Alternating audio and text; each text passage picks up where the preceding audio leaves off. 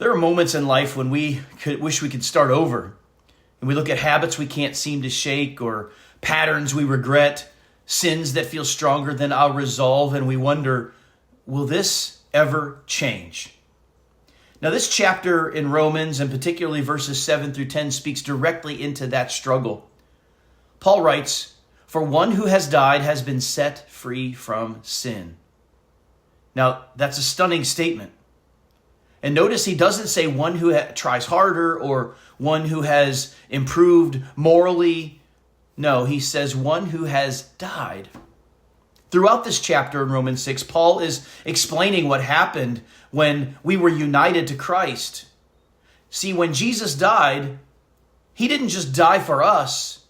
In a profound spiritual sense, we died with him. Our old self, our old identity under sin's mastery, all of this was crucified with Christ. And verse 7 tells us the result.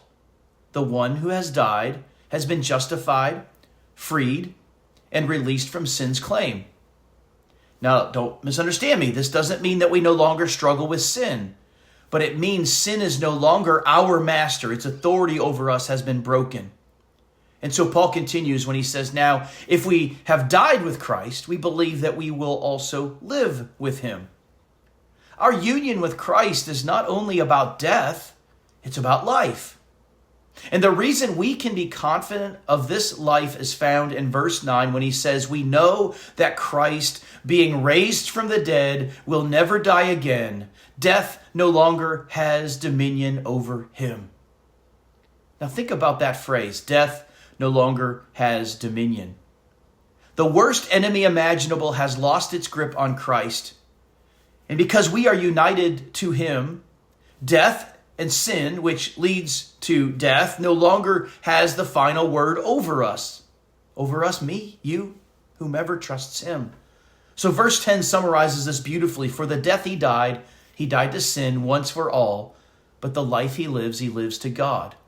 Jesus' death was decisive. It was once for all. The penalty has been paid. The reign of sin has been broken. And now he lives in unbroken fellowship with the Father.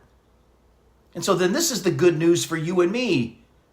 If you belong to Christ, your story is caught up in Christ's. His death counts as your death. His resurrection life is now your life.